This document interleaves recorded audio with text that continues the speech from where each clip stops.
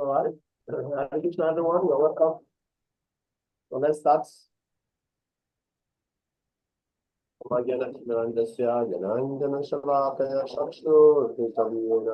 Tasmai Shri Gurave Namaha.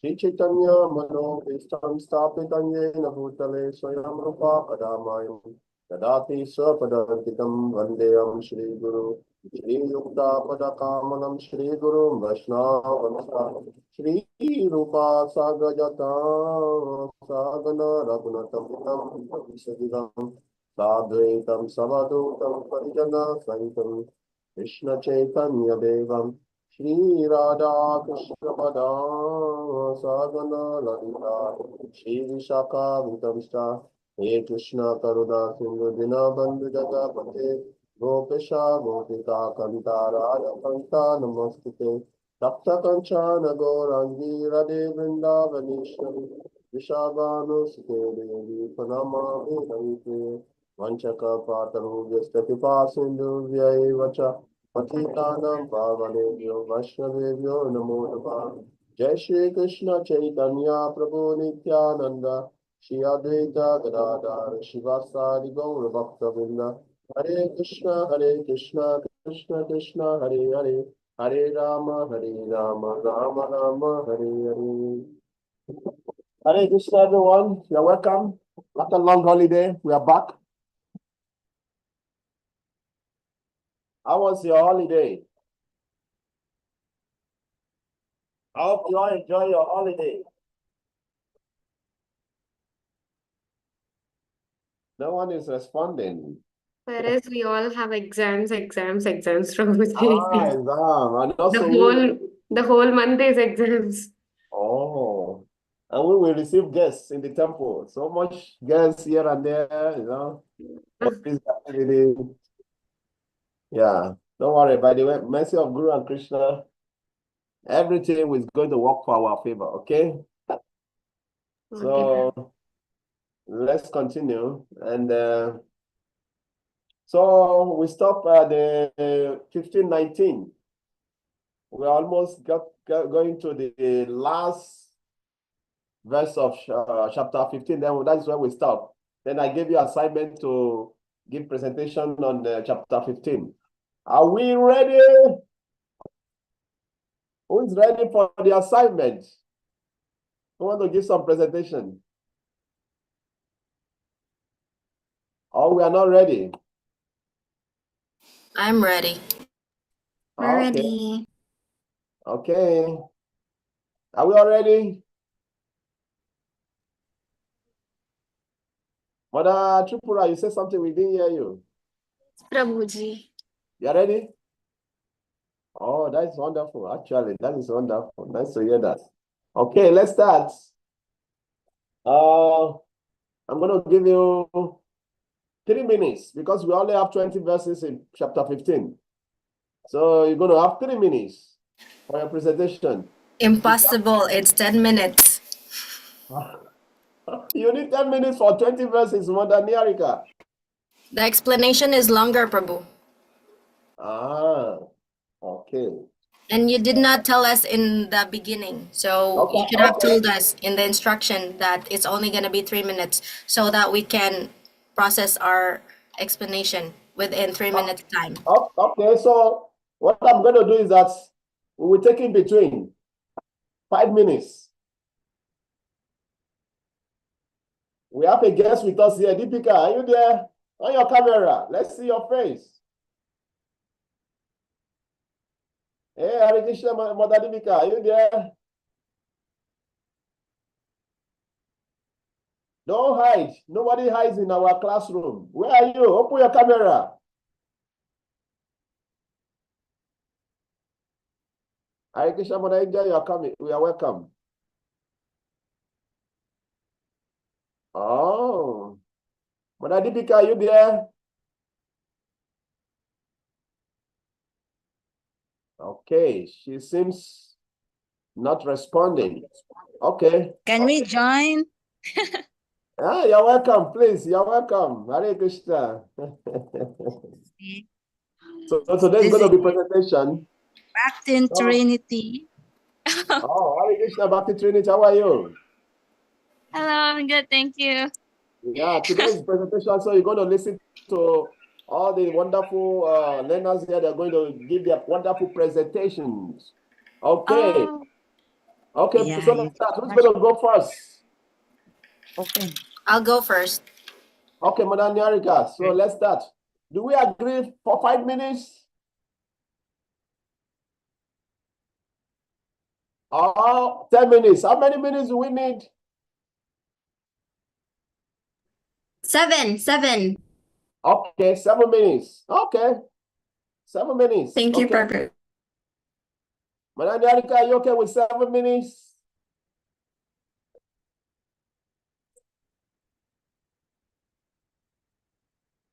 Okay, let's go. Okay, start, Madam Nyarika.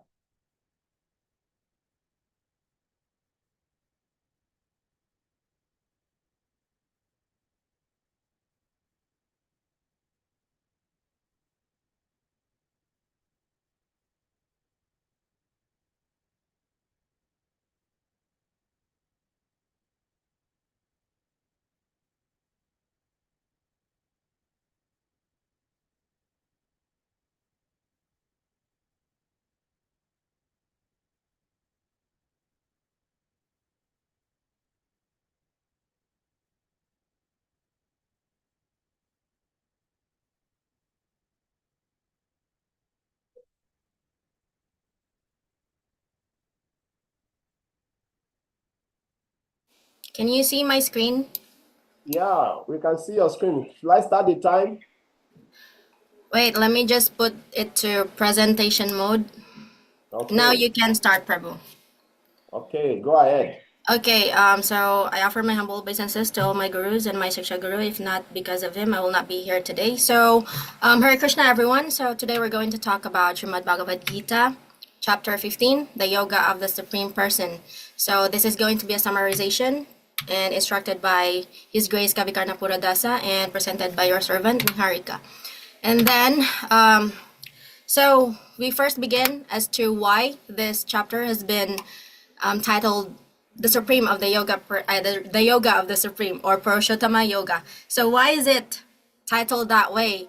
And what is yoga actually? So yoga means connection. So in this chapter, it was explained that what is our connection between the individual living entity and as well as the Purushottama or the Supreme Person, which is none other than Sri Krishna himself.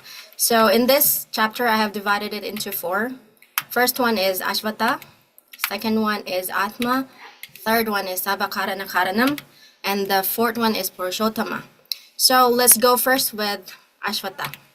So what is Ashvata? So Ashvata is explained in verses 1 to 4. That is the banyan tree, or that is the banyan tree represents the material world. So Srila Prabhupada in his purport, he says, this banyan tree is only a reflection of a real tree in the spiritual world. One who wants to get out of this illusory reflection must surrender to Sri Krishna. For example, just like a reflection in water is an illusion and not a real object amongst so in our material existence, it is also temporary. So basically, Sri Krishna as well also said in verses 3 to 4 that the real form of this tree cannot be perceived in this world. No one can understand where it ends, where it begins, or what its foundation is. But the determination, one must cut down this strongly rooted tree with a weapon of detachment. Thereafter, one must seek that place from which, having gone, no one ever returns.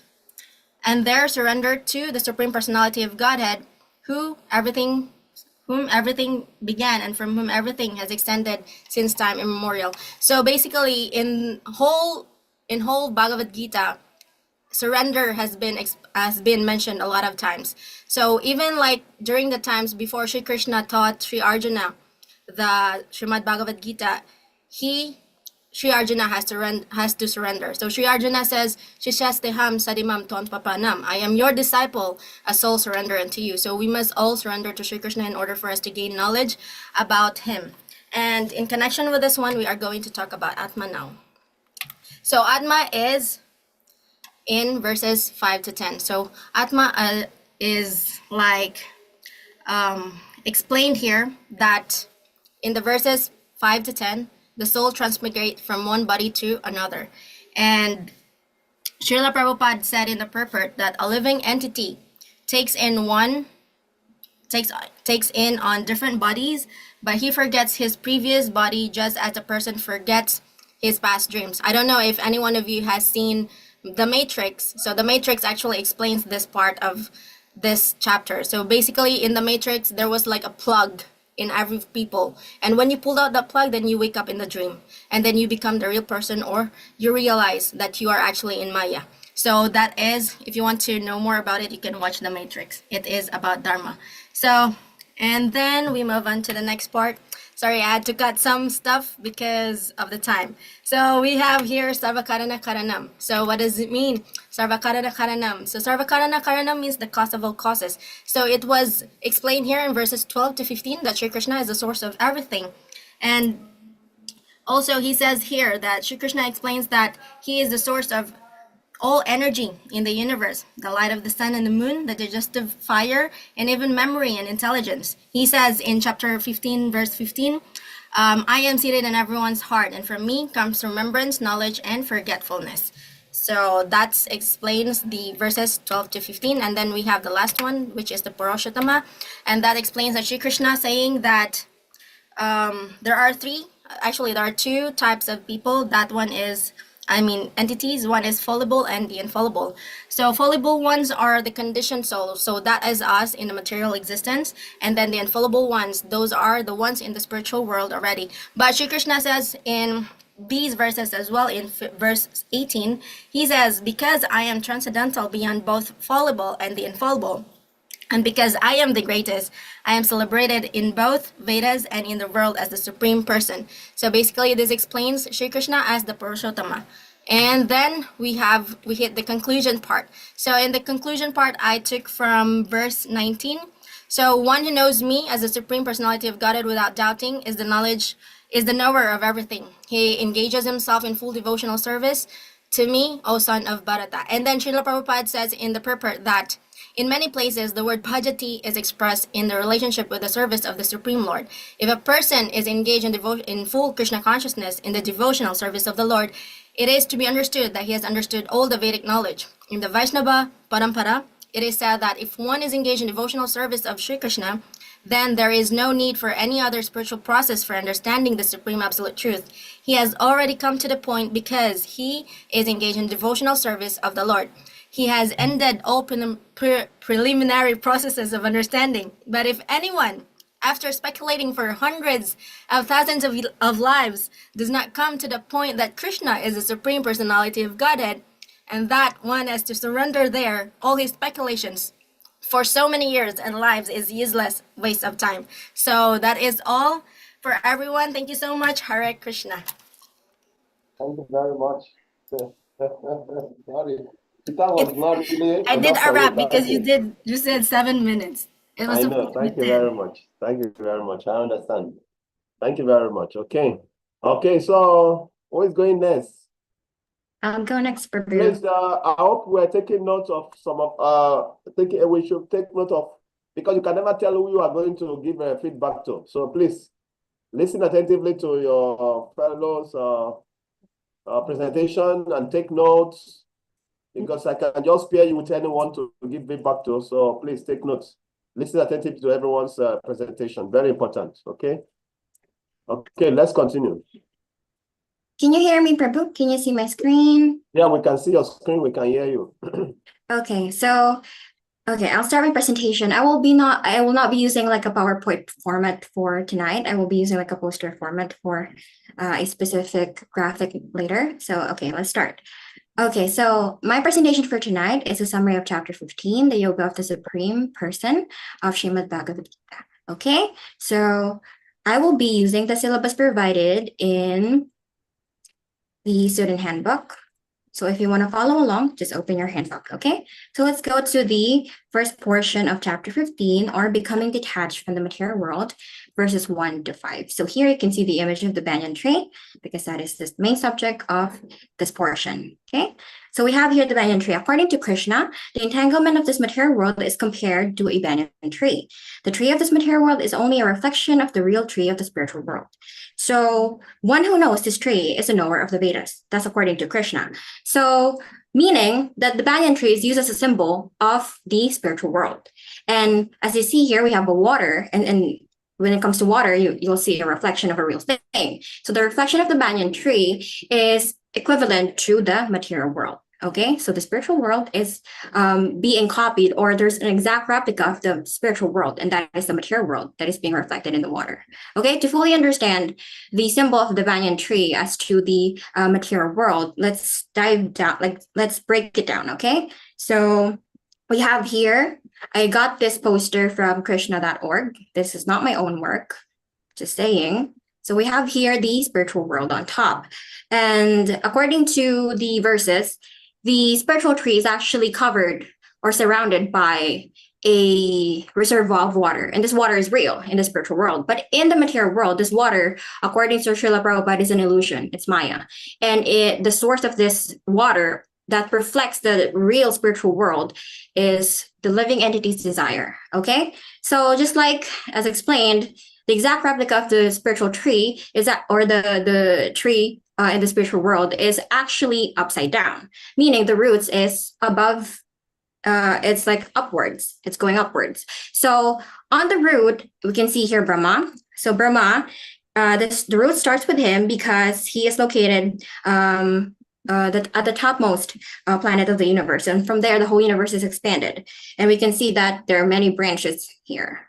And the branches represents the whole planetary systems, the various planetary systems, okay? So in the topmost of the tree, I can see here that there are many demigods, okay? Like the Gandharvas and many other higher species of life. And we can see that scattered in this tree of material illusion are the fruits. So the fruits here represents the results of the living entity's activities, or the four goals of life. We have liberation, moksha, economic development here, and that is artha, religiosity is dharma, and sense gratification is kama. Okay, so it is cascading. And then other parts of the tree, as we can see, are the living entities. We can see them.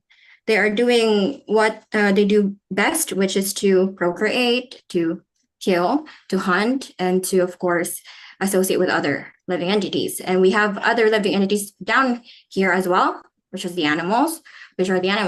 And we can see that according to this verse, there is no end to the banyan tree, okay? So if you are engaged in fruitive activities, you will keep on wandering from one branch to another, and to another, okay? So if you are attached to the tree, the material world, then you will never attain liberation or moksha, okay? Just like the animals here, because of their fruitive activities, their karma, they keep on transferring to different bodies, lower species of bodies, and they keep on being entangled in this material world, okay? So that is why we can see different things here in the tree, just like the Vedic hymns. It was explained that the Vedic hymns are actually one of those things that we can use for us to elevate ourselves in this material world upwards towards the output of the Lord, okay? So we have pious acts here. These are the twigs, they say, the twigs that are being watered by the three modes of material nature, because every branch or twigs, it has to have like a source of food, right?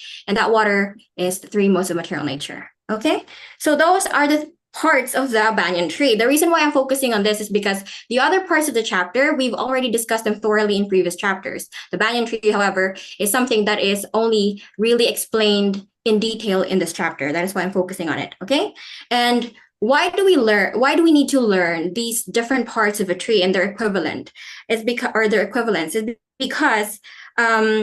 if one can understand this indestructible tree of illusion, then you can get out of it. So what exactly is the process to get out of it? It was explained in chapter 13 of Bhagavad Gita that devotional service to the Supreme Lord is the best way to get out of this material entanglement, okay? And it was explained, right, in the very first verse of this chapter, that if you know this tree, then you are the knower of the Vedas. And knowing the Vedas is the solution in order to get out of this material world, okay? So that's the importance of the banyan tree, the reason why we really need to study this whole perverted reflection of the real spiritual tree in the spiritual world, okay? So Another thing in verses 3 to 4, it was mentioned there that in order to cut down this tree, you need 2 Ds: determination and detachment from the material world.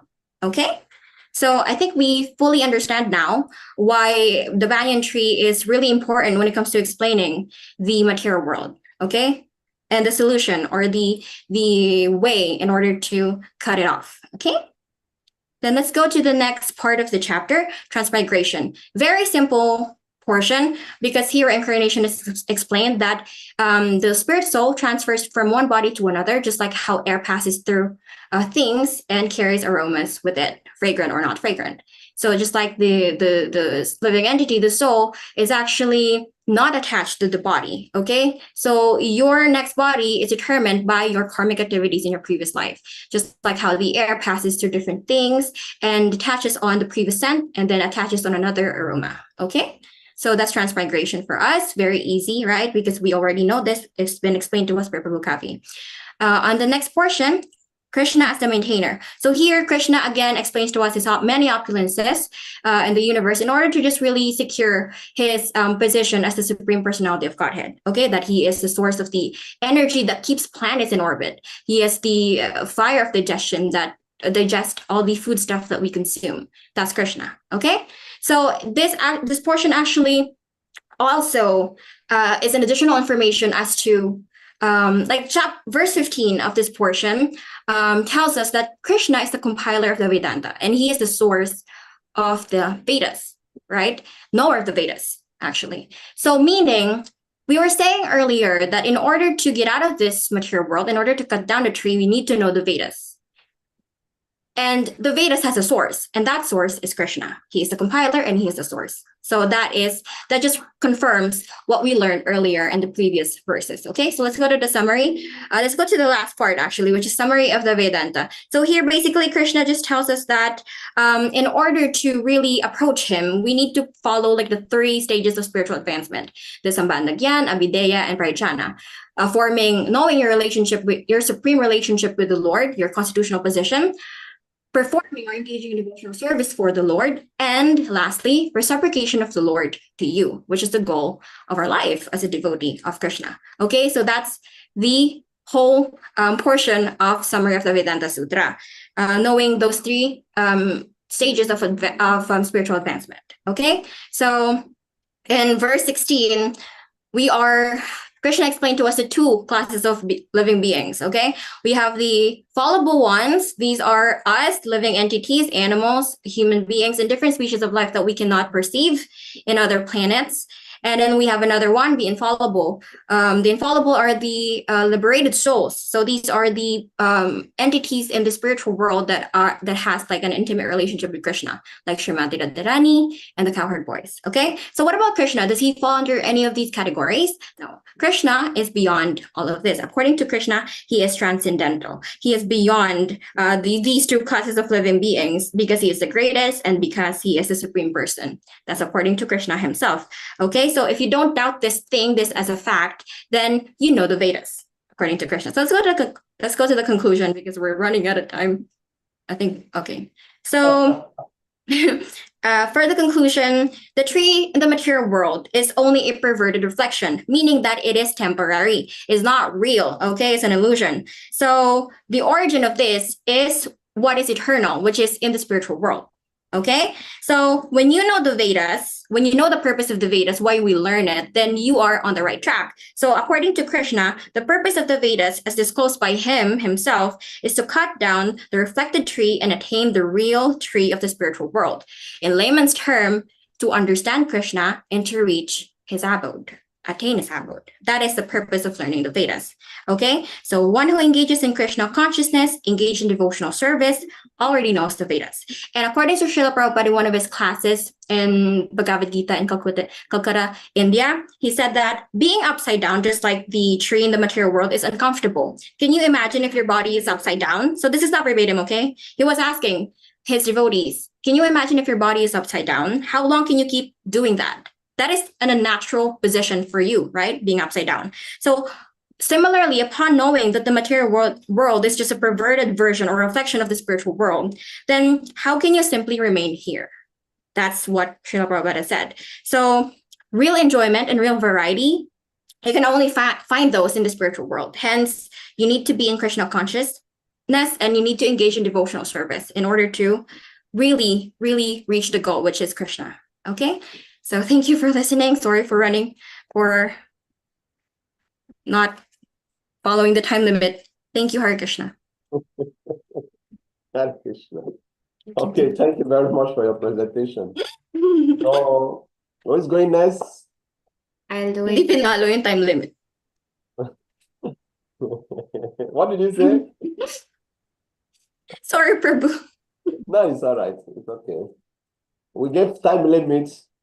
If you follow the time, it's okay. If you don't follow the time, it's okay. I'm okay. I just want you to give your presentation, okay? Okay, so Lakshmi, Yes, Prabhu. let's go. If we don't give time limit, somebody may go to 20 minutes. So that is why we give time limits. You understand? Can you see the screen, Prabhuji? Yeah, we can see the screen. I'm going to summarize today chapter 15, the Yoga of the Supreme Person, instructed by Kavi Prabhuji and presented by Lakshmi. So let's start. So here we will know about the understanding of the nature of existence and we'll get to know the embrace to the path to the liberation. So here I explained in the acronyms, which is used in the summary of chapter 15 of the Bhagavad Gita. So they related the conclusion and the chapter. So I'll explain each letter. So starting with the upside down, the tree of existence, I acronymed it as a tree. T stands for the triangle, which represents the material world complexity where souls are enchained by the desires and the three gunas, which is modes of nature. In the verse 15.1 to 2, Krishna describes the tree branches as nourished by the gunas, symbolizing how attachments like wealth or pride entangle us in the samsara. So life is an upside down tree tangled in illusion, reflects this entrapment. In tree, R represents the roots, which signifies the divine origin of existence rooted in Brahman or Krishna himself, where he says, whose roots are above. The material world stems from the eternal, yet we focus on its fleeting branches. So its roots in the divine points to the higher source. In E stands for attained. It highlights how the tree branches like desires and the actions spread through the human life, binding us to illusion, which is Maya. As in 15.2 says, it's the branches extended downward and upward. So reinforces the tangled in illusion is an imaginary. And another E stands for eradicate, which shows to the solution in 15.3 to 4, cutting the tree with the axe of detachment, which shows to break free from the material bondage and seek the supreme goal. Through this detachment, we can uproot the tree of samsara echoes. This is called to the action. So next, the triology of body, soul, and the supreme. I acronym as a soul. In the soul, S stands for the supreme, which denotes the Krishna as the Purushottama, the supreme person, beyond the perishable and imperishable, as stated in 15.7 and 18. He is the supreme person beyond all the sources. So himself as the supreme person identifies Krishna's transcendence. In the soul, O stands for one. He represents the eternal soul, which is Akshara, a fragment of the divine distinct from the body. The imperishable is the soul. It is the unchanging essence within us. So the eternal soul underscores its performance, where U shows us the unseen, which refers the Krishna subtle presence sustaining all the creation, like a thread waving through the existence. So he is the beyond the perishable and imperishable, where the radiant thread sustaining all the captures the unseen essence. L stands for the limited, which indicates the perishable body, kshara, temporary and subject to decay. The perishable in all the beings in the material world, yet the fleeting body contracts within the soul and the supreme. And next, goal, which Krishna's divine presence is in the glow. So G stands for the grace. In all being, Krishna reflects divine presence in all the beings, guiding those who seek him, which the yogis striving for the perfection, behold me in the self, which conclude inviting us to see the divine to his in his grace.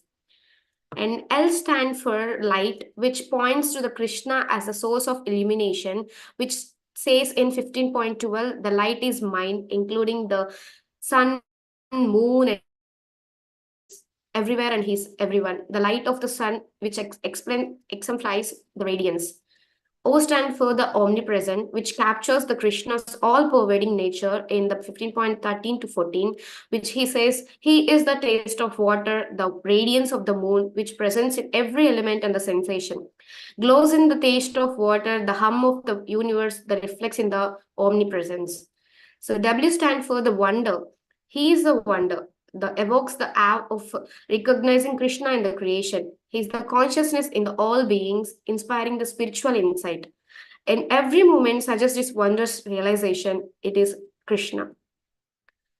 Next, the path to the liberation and of the attachment and the path of detachment and the devotion. Here, path, P stands for the purity, which represents the freedom from illusion, ego, and attachment, which shows here free from pride and delusion, purified through detachment aligns with the purification. A stands for the aspect, indicates the longing for the supreme good, which states in 15.4, seek this goal from which there is no return, driving spiritual effort, which conclude bloom toward the supreme reflects the aspiration. Here, T stands for the trust, which refers to faith in Krishna as the supreme, as in 15.19, he who knows me as with the devotion fostering the surrender. Surrender embodies this trust. Harmony is the everything which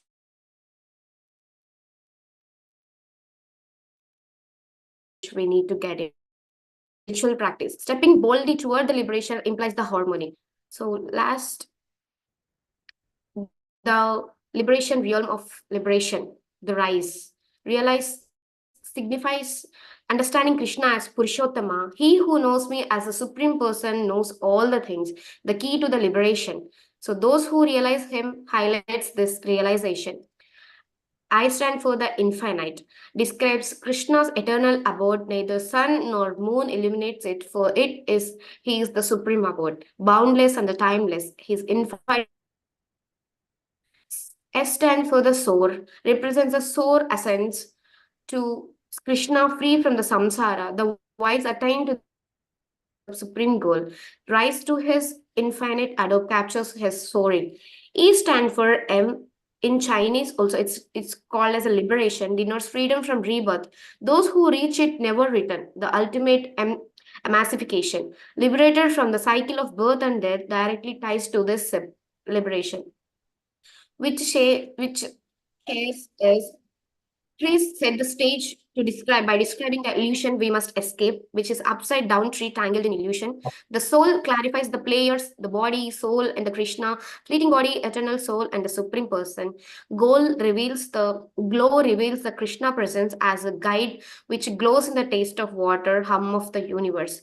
The path offers to the method to the liberation through detachment and the divine devotion, surrender. The rise delivers the outcomes, realize him, and rise to his infinite adore, liberated forever. Let's go to the conclusion. Krishna reveals his existence as an upside down tree through the detachment and the devotion. We rise to his eternal adore, liberated forever. Thank you. Hare Krishna. This is Thank you very much for your presentation. Thank you, Prabhuji. Let's go to the next. Who is the next? Go with the presentation, Prabhuji. Who?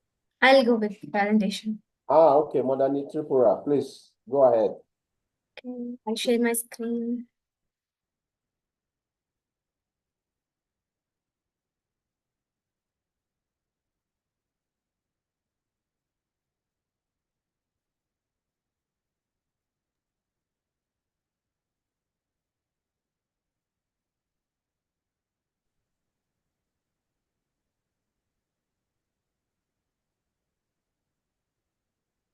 Okay, Prabhuji, is my screen visible? And am I audible? Yeah, Madam. Yes, yes. Good evening, everyone. Hare Krishna. Today we are going to look at chapter 15. I'll try to summarize this in a single frame. Chapter 15, Purushottama Yoga, Yoga of Supreme Person. Next slide. So let's see what is Purushottama Yoga. The word Purushottama means the Supreme Person, referring to Lord Krishna, who is beyond both material and spiritual existence. Yoga means the path of connection with the Supreme. So this chapter teaches how to free ourselves from the illusion and attain Krishna's abode, which is like liberation. In chapter 15, Krishna gives us a deep understanding of our existence. He describes how this world is like a trap where souls keep on taking birth again and again due to the material desires which we have. But Krishna always shows us the way out. By surrendering to him, we can reach out to the spiritual world, which is eternal, and be free from the suffering through this divine knowledge. So let's look at the popular analogy, that is upside down banyan tree, a reflection of Maya. So Prabhupada is explaining how the material world is like an upside down banyan tree. Normally trees grows from the ground, but here the roots are in the sky, and the branches spread downwards. Like banyan tree, when the branches are spread onto the ground, it takes the form again. So in the same way, but here the roots are in the spiritual sky, and the branches are falling onto the earth, and we are assuming that it may be real. The tree might be growing from the down, but it's not. This represents how the material world is a reflection of spiritual reality. The branches symbolize desires, attachments, and different life forms, keeping us trapped in illusion, Maya. Krishna tells us, Ashwatham enam su viruddhamulam asanga shastrena dridhena chitva. So this is to escape like this endless cycle of repeated birth and death. We need to cut this tree with the sword of detachment. Only by surrendering to him, we can free ourselves and return to our spiritual nature, home. So the next slide. The soul's journey through the material world. Krishna categorized all beings into 3 groups. So, before that, let's speak about this. Yeah. 1 second. So Krishna explained that all living beings are his eternal fragments, but in this material world, we are struggling so hard due to our attachment to the senses. He compares the soul's journey to fragrance carried by air. It moves from one body to another, taking impressions of our past karma. However, not everyone realizes the truth. Only those with wisdom can see beyond the illusion of the material world. Krishna, who resides in everyone's heart, can only give us the knowledge to help soul to find its home back again.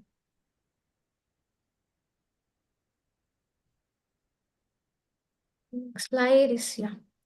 So Krishna categorized all beings into 3 groups. The first is Shara, the perishable beings, which is us who are caught in the cycle of birth and death due to our attachments. The second type is Akshara, the liberated souls who have transcended the material bondage. But above both, there is some category who is Purushottama, the Supreme Person, Krishna himself. Unlike us, he is eternal, beyond any material attachments and limitations. Krishna tells us by surrendering to him, we can go beyond perishable existence and attain the spiritual world. So the last slide, it represents like Purushottama. After explaining the different types of being, Krishna reveals the ultimate truth. He is beyond both perishable, material being, and the imperishable, liberated souls. He is Purushottama, the Supreme Person. By knowing him, surrendering to him, and engaging in devotional service, bhakti, one can attain the highest goal, eternal liberation, in his divine abode. This is the essence of all scriptures and highest wisdom one can gain in life. So we need to be very thorough with all the scriptures. Like Krishna is telling that he is the knower of all the Vedas, and he is the one who have compiled it. So this Vedanta Shastra, to have this knowledge is very difficult. So just by following his instructions and being in the path of devotional service, we can attain the liberation and his abode very sooner. Hare Krishna. Hare Krishna. Thank you very much for the presentation. We appreciate. So who's going next?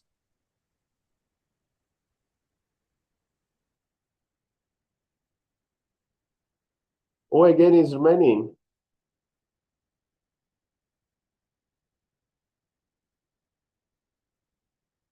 Prabhuji, you are turning your head. Are you presenting or you are dancing? Are you presenting or you are dancing? Prabhu David, unmute yourself. Are you presenting? We have a lot. We had a lot of time for preparing. No.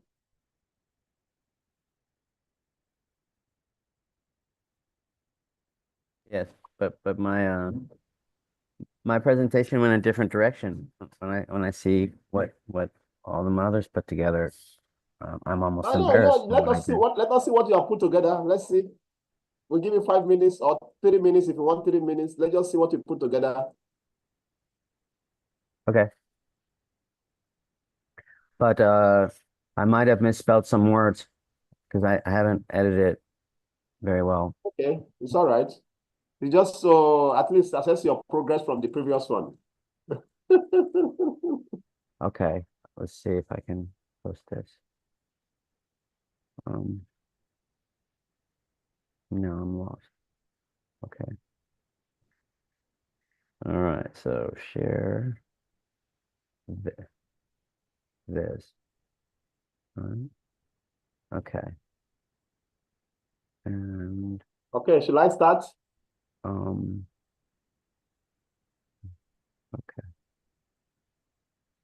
Okay. Okay, let's hear from you. Are you ready? Yes. So I'll be honest with you. When I read this chapter, it makes me a little bit sad, and it makes me realize how difficult it is sometimes when you're far away from a temple. And so that's where I went. So I just summarized the whole thing instead of going into each of its parts, because when I go into each of its parts, I realize, how I'm not a very good devotee. And that upsets me a little bit. So here is just a brief summary of the chapter, and the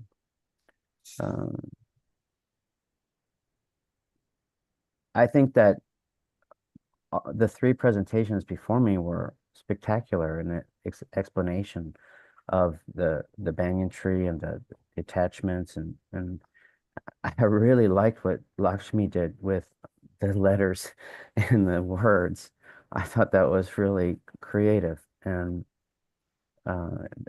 extremely helpful as well. I wish I could have done something like that, but I didn't. I didn't work very hard on the first 11 verses, but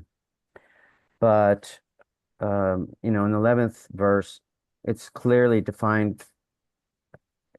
There's an explanation of how some can see and some cannot, and I thought this was very important, because consciousness is like that.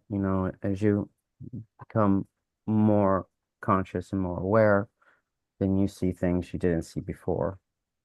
And as we see things more than we did, then that reinforces our faith and our bond with everything that's going on around us.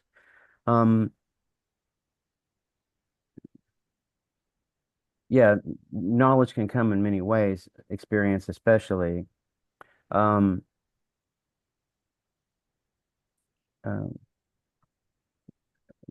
Prabhuji, you told us about Karsati, the notion of struggling, grappling hard, which is covered in the 7th canto.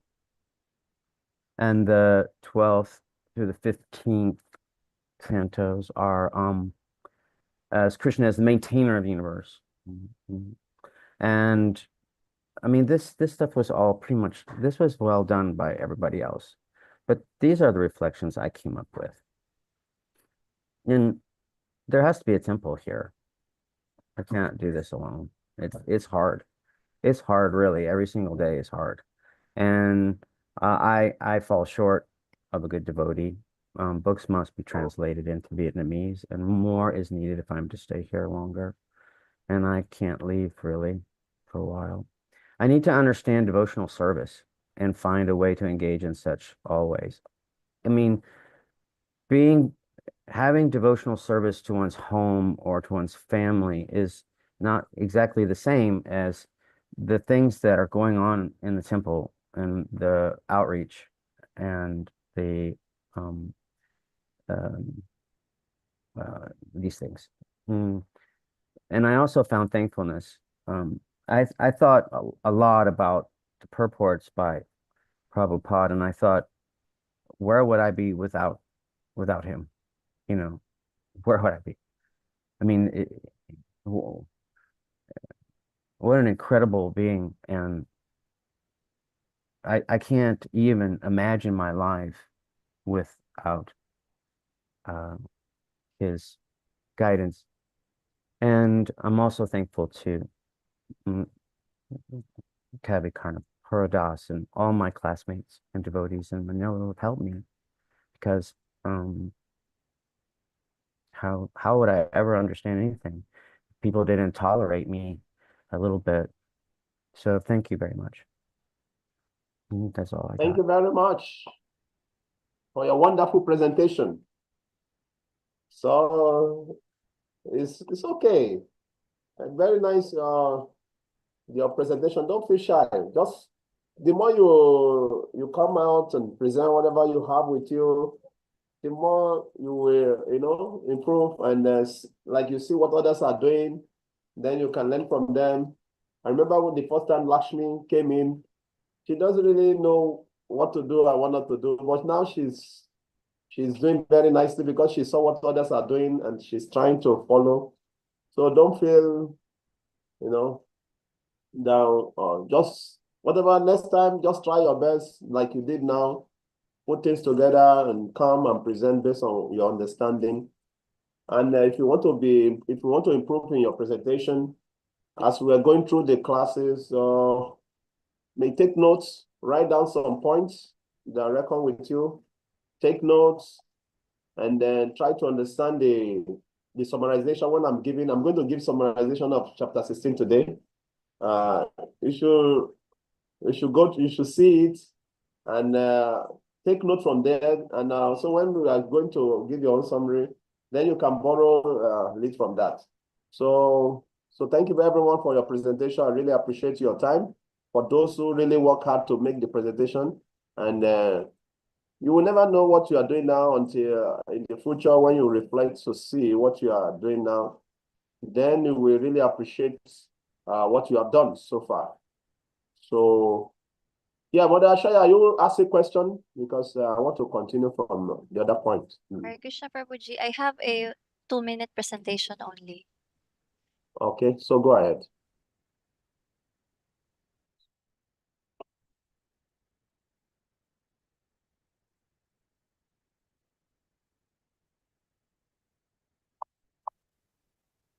So I'm Hare going to Krishna, since you say it's 2 minutes, my humble I'm obeisances. going to give you 2 All minutes. glories Okay? to Sri Guru and Garanga. All glories to Srila Prabhupada. This is a very simple presentation of Chapter 15, the Yoga of the Supreme Person. Krishna describes the material world as an inverted banyan tree, representing illusion and bondage. To attain liberation, one must cut down this tree with detachment and surrender to him. The living entities are his eternal fragments, but they become conditioned by material nature. Krishna is the source of light, knowledge, and the Vedas, and he resides in everyone's heart as the Supersoul. He explains that there are 2 types of beings, fallible, bound souls, and infallible, liberated souls, but he is beyond both as the Supreme Person, pure Atma. By knowing this, one can attain eternal liberation and devotional service. Thank you, and Hare Krishna. Thank you very much. Okay. So let's continue from like what say we stop at verse number 20 in our last class. Today we will not take the feedback. I will leave the feedback for tomorrow or next.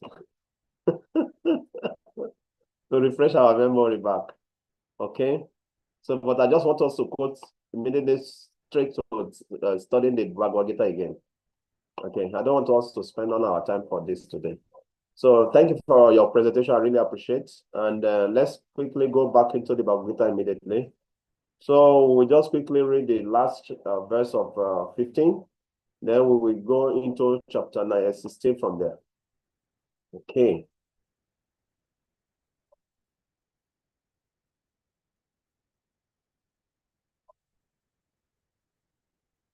So yeah, Krishna concluded this chapter. Iti goyam tama shastram idam uktam maya naga. Ita bodha bodhiman syat Krishna bharata. So Krishna is saying, explaining here that this is the most confidential part of the very scripture, O sinless one. And it is disclosed now by me. Whoever understands this will become wise, and his endeavor will know perfection. Okay, so what Krishna is talking about to be the most confidential part of the very scripture, the proper explaining the purpose. Somebody want to read? Read it, Prabhu. Yes, please go ahead. The Lord clearly explains here that this is the substance of all revealed scriptures, and one should understand this as it is given by the Supreme Personality of Godhead. Thus one will become intelligent and perfect in transcendental knowledge. In other words, by understanding this philosophy of the Supreme Personality of Godhead and engaging in his transcendental service, everyone can become freed from all contaminations of the modes of material nature. Devotional service is a process of spiritual understanding. Wherever devotional service exists, the material contamination cannot coexist. Devotional service to the Lord and the Lord himself are one and the same because they are spiritual. Devotional service takes place within the internal energy of the Supreme Lord. The Lord is said to be the sun, and ignorance is called darkness. Where the sun is present, there is no question of darkness. Therefore, whenever devotional service is present under the proper guidance of the bona fide spiritual master, there is no question of ignorance. Everyone must take to this consciousness of Krishna and engage in devotional service to become intelligent and purified. Unless one comes to this position of understanding Krishna and understanding Krishna and engages in devotional service, however intelligent he may be in the estimation of some common men, he is not perfectly intelligent. The word anagha, by which Arjuna is addressed, is significant. Anagha, O sinless one, means that unless one is freed from all sinful reaction, it is very difficult to understand Krishna. One has to become free from all contamination, all sinful activities, then he can understand. But devotional service is so pure and potent that once one is engaged in devotional service, he automatically comes to the stage of sinlessness. While one is performing devotional service in association of pure devotees, in full Krishna consciousness, there are certain things which require to be vanquished altogether. The most important thing one has to surmount is the weakness of the heart. The first fall down is caused by the desire to lord it over material nature. Thus, one gives up the transcendental loving service of the Supreme Lord. The second weakness of the heart is that as one increases the propensity to lord it over material nature, he becomes attached to the matter and possession of matter. The problems of the material existence are due to these weaknesses of the heart. In this chapter, the first 5 verses describe the process of freeing oneself from these weaknesses of the heart. And the rest of the chapter, from 6th verse through the end, discusses Purushottama Yoga. Thus end the Bhakti Vedanta purports of the 15th chapter of the Srimad Bhagavad Gita in the matter of Purushottama Yoga, the yoga of the Supreme Person. Hare Krishna. Thank you very much. So you properly explain, break down the cause of material bondage, which is due to weaknesses of heart. And the first, what is the first weakness of heart? What is the first one according to Prabhupada? Says here that if you lord it over material nature. Yeah, all of us, we want to be the controller and the enjoyer. That is the weakness of hearts. Everyone wants to be controller, we want to be enjoyer in our own little way. You see, that is the tendency to control and to enjoy this material world. That is our first bondage into this material world. So unless we give up this tendency, We cannot give up these material tendencies. And the second one is what? Increasing your propensity, Prabhu, Yeah. to become the enjoyer and to control. Yeah. So everything in the material world is to convince us that we are the enjoyer. We just have to go for it. You see? And so when things don't go in our way, we become angry. That is from lust to anger. When it goes in our way, we become greedy. So lust, anger, greed. You see? When the lust goes in our way, we become more greedy for it. Increase it. Yes, more. If it doesn't go in our way, we become hungry. I'm supposed to be the controller. Why is it not going my way? Like that. In this way, we put ourselves into various illusions. And from this illusion, we go into madness and envy. We become envious of the Supreme Lord. So all these 6 anarthas, the 16 laws, anger, greed, delusion, madness, and envy, they are the source of the weakness of heart in various ways. We want to enjoy the material world. So once we understand this chapter 15, according to Srila Prabhupada and the Purushottam Yoga, what is our nature? Our nature is that we're eternally part of Krishna, and we don't belong here. So we have to cut this attachment of the strong attachment to this place. We have to cut it by detachment and knowledge. We have to cut it. Then understand our real nature, that we are eternal living beings. And the Krishna is the Supreme Personality of Godhead. And there is abode. Krishna mentioned in chapter 15, I think it's 6. It describes his abode. How his abode is not controlled by the material situation. It's completely transcendental. And in text 7, it describes the nature of the living entity, that we are part of parcel of him. And it describes how is the one controlling everything, even the food, our food, how he digests our food in the stomach, how is the light of the sun. So Krishna described his greatness. How is the source of everything? How is one controlling everything? So understanding this and understanding our nature, then we have to surrender to the Supreme Personality of God. Knowing this, then, like in the last verse, Krishna describes that if you understand this, whoever understands this will become wise, and its endeavor will know perfection. If you understand this knowledge, then you become a liberated soul. Then immediately Krishna goes into chapter 16. So that will lead us to chapter 16, which makes Krishna to describe the fruits. What is the nature of this banyan tree that all of you were describing in your presentation? There are 2 fruits, the good one and the bad one. So Krishna described it in detail in this chapter 16. The divine nature and the demoniac nature. Krishna described. Okay. And Krishna described, if you want to get out of this material condition environment, if you want to get out of this condition world, you have to develop the divine nature. You have to cultivate the divine nature. You have to cultivate them. Then, if you want to remain in the material world, then, okay, continue to cultivate demoniac nature. And Krishna mentioned all this demoniac nature. So quickly, I will just go through the summary so that tomorrow we'll continue from where we stop. Let me go through the summary of what we are going to be studying in the coming days. Okay, I will just go through the summary. 1 minute.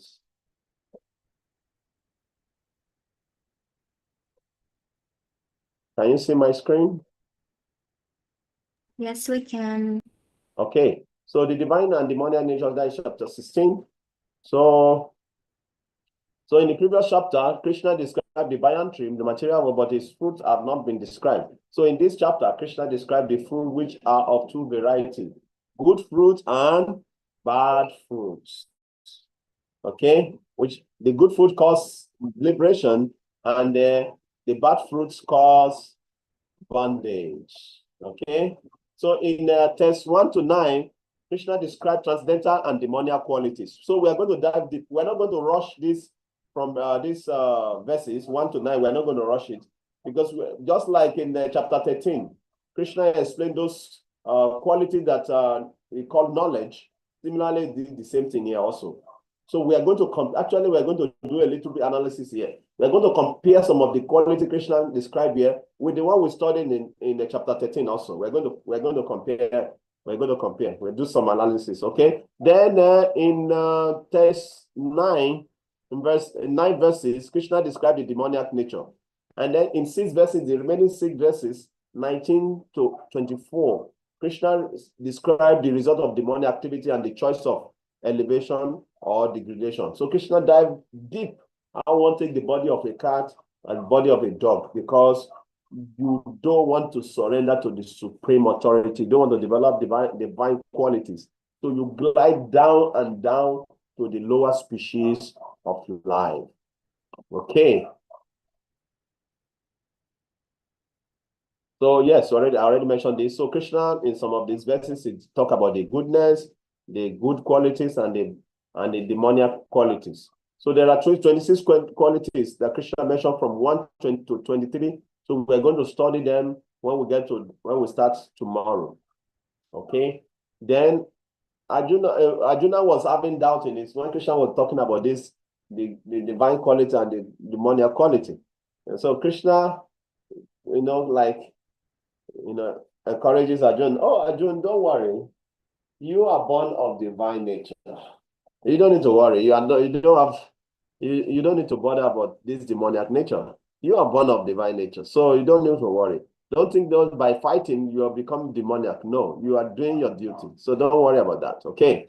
So a little bit of encouragement was given to Arjuna, and Krishna is going to describe in detail about these activities of demoniac people. This one is my enemy, I already kill him. That one is my enemy, I'm planning how to kill him. This material world is for my enjoyment. I am the controller. I am the enjoyer, like that.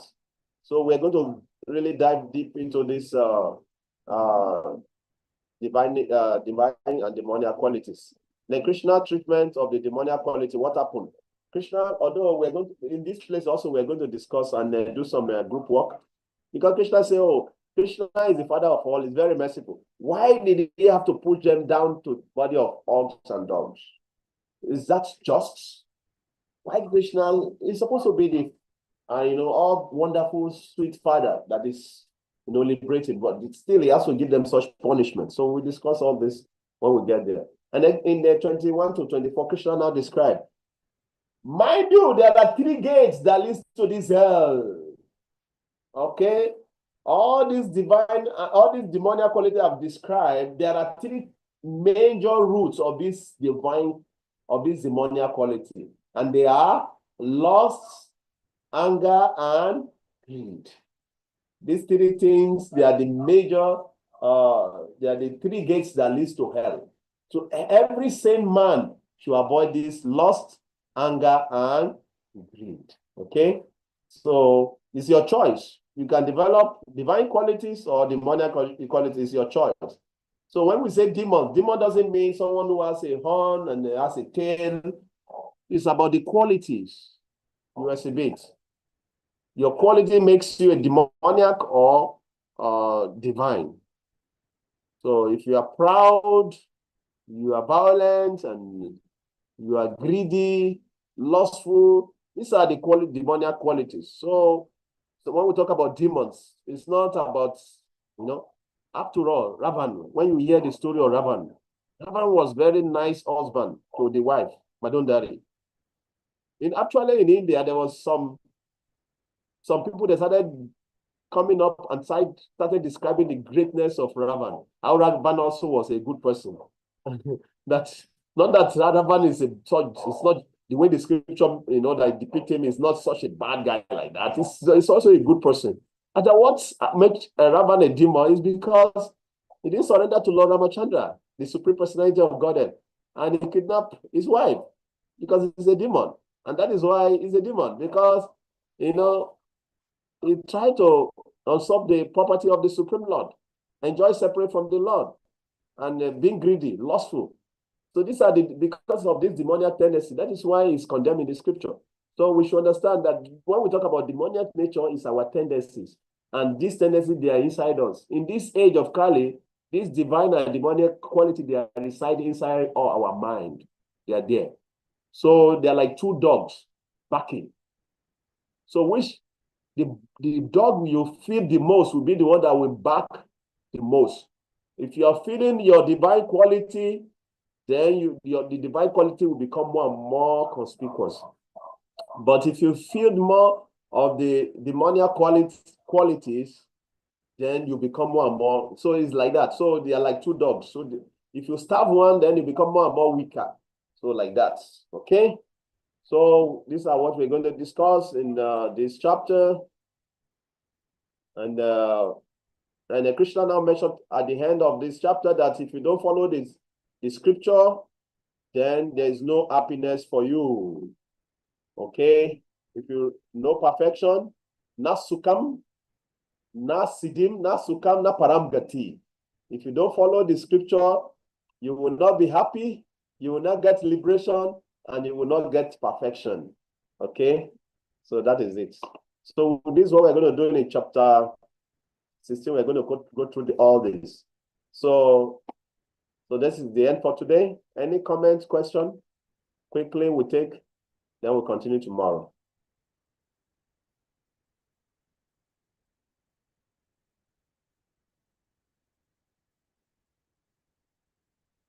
Any quick question or comments?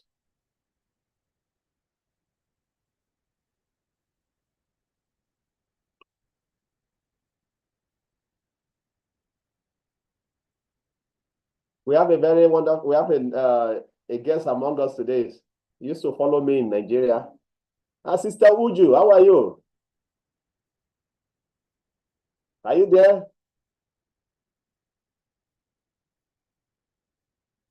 I am here. Yeah, let's hear Morning. from you. You cannot. I know it's morning there in Nigeria. You can just on your video and say hi to the devotees here also.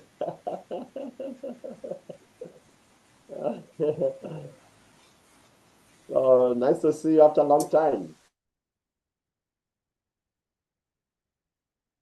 Okay, so she's a Nigerian and she has been following me for a long time, and she's very interested in the knowledge. So I just she just after a long time I left Nigeria, she just contacted me today. I said, okay, I'm giving class. Good morning. Coming to the class. Yeah, good morning. She's a lawyer by profession, and she's very she's interested in the philosophy and knowledge. Sorry, the network is not so good. So It's all right. It's all right. I just wanted to say hi to you. Hare Krishna. Okay, so we stop here today. Thank you very much, everyone, and see you tomorrow. We'll continue from where we stop. Hare